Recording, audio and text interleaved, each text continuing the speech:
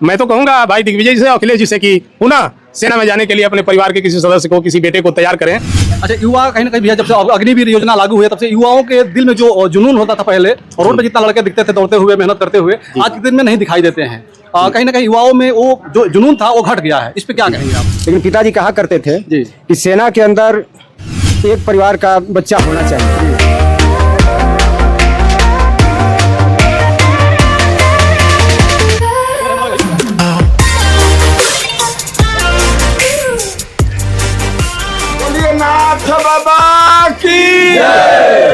नमस्कार, मैं हूं कमलेश और आप देख रहे हैं आधुनिक भारत साथियों। इस समय मैं रफड़ा में हूं। रफड़ा नाथ बाबा का मंदिर है और देख सकते हैं हमारे पीछे एक फौज के जवान आज रिटायर होकर के आए हैं बलिया जिला, और रिटायर होने के बाद इनका भव्य स्वागत हो रहा है। देख सकते हैं संजय यादव पूर्व प्रमुख हैं और तमाम इनके बड़े भाई हैं और लोग पहुंच करके इनका स्वागत कर रहे हैं।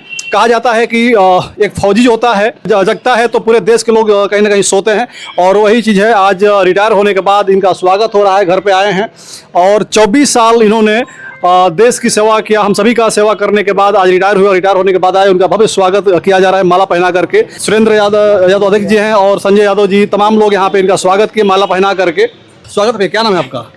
दिग्विजय यादव नाम है मेरा जी। क्या कहेंगे, आज आपके भाई रिटायर होकर के आए हैं, सबसे पहले कैसा लग रहा है आपको? क्या कहेंगे इस विषय में? जितनी खुशी हमको हो रही है शायद किसी को नहीं होगी जी।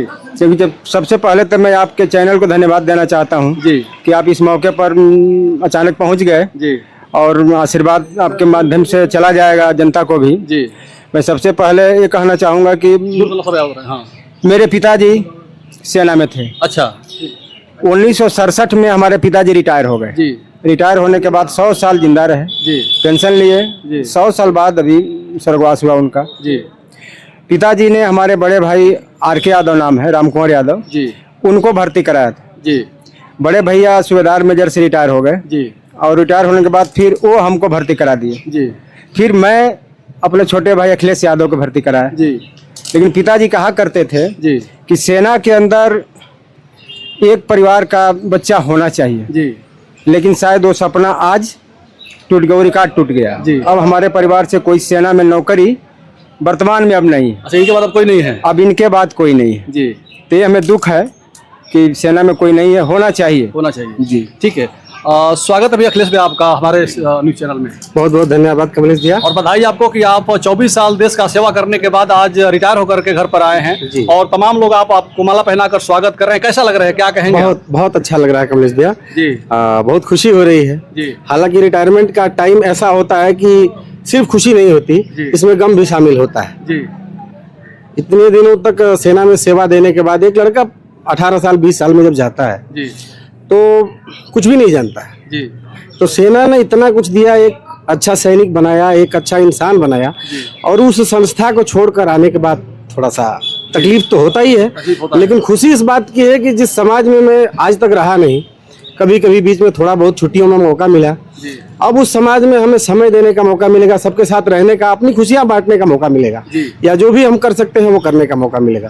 तो इस बात की खुशी है। कहीं ना कहीं वहाँ से छोड़कर आने का दुख है कि हम अपनी नौकरी छोड़कर आए और मेरा नौकरी खत्म हो गया। वहाँ पर रहते तो हम देश का सेवा करते रहते लगा। जी जी जी जी।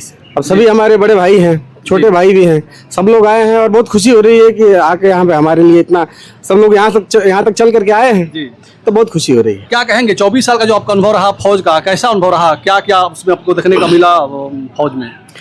देखिए सर, लगभग सेना का कोई भी चीज एक जैसा माहौल तो होता नहीं। जी। उतार चढ़ाव तो आता ही आता है। बहुत अच्छे दिनों को भी हमने देखा, उसको जिया, और कुछ बुरे दिनों को भी देखा। क्योंकि एक सैनिक के लिए उसी लिए सैनिक पोस्ट किया जाता है किसी भी देश की सेना में कि अच्छे दिन तो ठीक है, लेकिन जब बुरे दिन हो तो वो सैनिक देश के काम आए।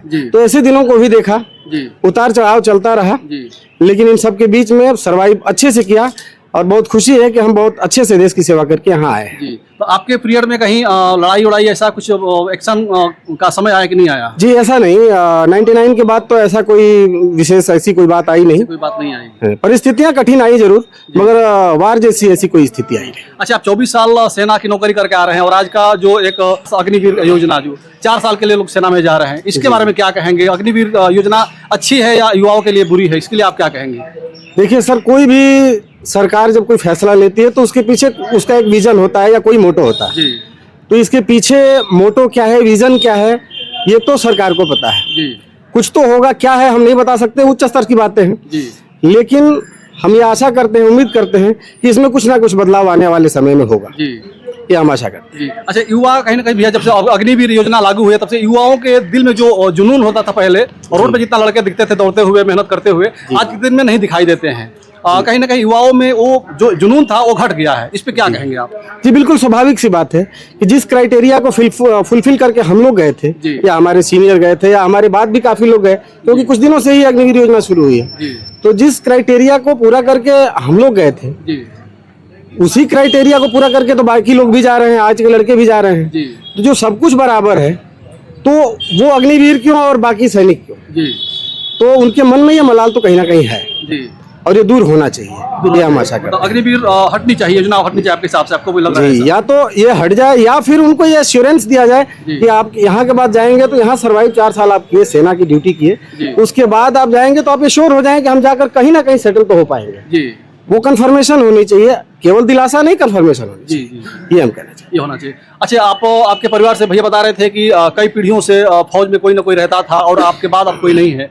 क्या कहेंगे, कौन कौन रहे फौज में, कितना अनुभव रहा आपका? पिताजी सन 48 से 68 तक रहे। जी उसके बाद हमारे बड़े भैया सुबेदार मेजर RK यादव, जी और उसके बाद उनसे छोटे हमारे बड़े भाई नायब सूबेदार दिग्विजय यादव, जी और उसके बाद मैं, इन्होंने मुझे भर्ती कराया, जी और उसके बाद यहाँ तक की जर्नी चली है हमारी। जी। ठीक है, तो अखिलेश यादव जी हैं और फौज की नौकरी करके रिटायर होकर 24 साल बाद आज घर पे आए हैं, नाथ बाबा की मठिया पे पूजा पाठ किए, और तमाम लोग स्वागत के लिए यहाँ पहुँचे हैं। संजय भाई भी, इनसे भी जानेंगे क्या कहेंगे। संजय भैया, ऐसे ऐसे जवान जब रिटायर होकर घर पे आते हैं क्या कहेंगे? बहुत अच्छा लगा। हम लोगों के भाई हैं दिग्विजय जी, हाँ। और इनके छोटे भाई हैं अखिलेश जी। जी अखिलेश जी से भी बहुत पुराना मेरा संबंध है, इनके परिवार से पुराना संबंध है, जी और इनके पिताजी से भी मेरी मुलाकात हुई है। जी यह पूरा परिवार जी पूरा डिसिप्लिन में रह करके जीवन जीने का काम किया। जी और मैं जाता हूँ कभी कभी इनके गांव पर, जी तो मैं देखता हूँ इस परिवार को। जी निश्चित रूप से सेना में जाने के बाद जी एक परिवार संवरता है, और यह परिवार दूसरे को भी, जी समाज को एक दिशा देता है। जी बहुत कुछ सीखने को मिलता है इनके परिवार में। जब आप जाएंगे दरवाजे पर, जी तो दरवाजे से लेकर और परिवार के, चाहे छोटे भाई हों चाहे इनके परिवार के बच्चे हों, जी सभी को देखने के बाद लगता है कि सेना में रहने का क्या मतलब है। जी काफी दिन सेना में दिग्विजय भाई भी रहे, इनके बड़े भाई भी रहे, इनके पिताजी भी रहे, और अखिलेश जी भी रहे। अखिलेश जी सेना में रहते हुए यहाँ आने के बाद समाज में बहुत घुल मिल कर रहते हैं, जी। और जब इनसे हम लोग मिलते थे तो बहुत अच्छा लगता था। सेना में अच्छी सर्विस करके आए हैं। जी जैसा कि अभी दिग्विजय भाई ने बताया कि अब हमारे परिवार से कोई नहीं है, इस बात का दुख है, लेकिन कोई बात नहीं। मैं तो कहूँगा भाई दिग्विजय जी से और अखिलेश जी से कि पुनः सेना में जाने के लिए अपने परिवार के किसी सदस्य को, किसी बेटे को तैयार करें। आप तो निचले स्तर पर एक सिपाही की हैसियत से गए और फिर सूबेदार मेजर बने, किसी बेटे को बनाइए इस तरीके का जो निश्चित रूप से सेना में उच्च स्तर, उच्च पदों पर जाकर के और देश की सेवा करने का काम करे। ठीक है, विशाल में क्या कहेंगे आप अखिलेश भाई के लिए स्वागत में क्या कहेंगे? छोटा भाई है, आए हैं, इनका स्वागत है। ये कहना चाहते हैं कि अग्निवीर जो व्यवस्था है वो नौजवानों के लिए ठीक नहीं है। अग्निवीर व्यवस्था खत्म होनी चाहिए और फिर से नौजवानों को मौका मिलना चाहिए जो पूरी नौकरी करे। और जिस तरह से अखिलेश भाई आए हैं और दिग्विजय भाई हैं, इनके परिवार को बहुत बहुत हम लोग साधुवाद देते हैं कि देश की सेवा में इनका बहुत बड़ा योगदान रहा। और देखिए, सुरेंद्र यादव जी हैं, मथुरा पीजी कॉलेज के पहले अध्यक्ष भी रहे हैं और सामाजिक एक व्यक्ति भी हैं। जानना चाहेंगे आप से कि क्या कहेंगे अखिलेश भाई के लिए आज 24 साल बाद रिटायर होकर के घर पर आए हैं, कैसा लग रहा है आपको, महसूस क्या हो रहा है, क्या कहेंगे?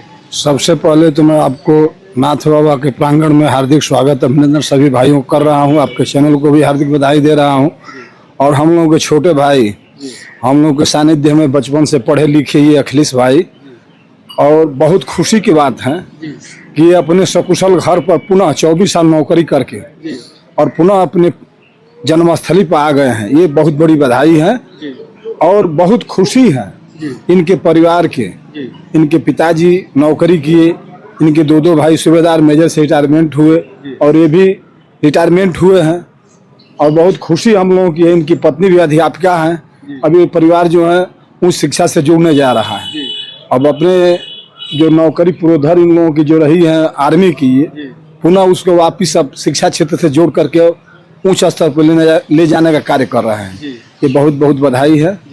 सबका स्वागत अभिनंदन वंदन करते हुए नाथ जी के मंदिर में आपको मैं बधाई दे रहा हूँ। हमारा भाई भी सब कुशल रहे, इसके लिए मैं बधाई दे रहा हूँ। ठीक है, तो बस वीडियो खत्म करना चाहेंगे और हम चाहेंगे कि आप सभी लोग यहाँ पे जुटे हैं तो एक बार नाथ बाबा की जयकारा लगा दिया जाए हमारे न्यूज के चैनल के साथ में ही। बोलिए नाथ बाबा की हर हर महादेव, हनुमान जी महाराज की।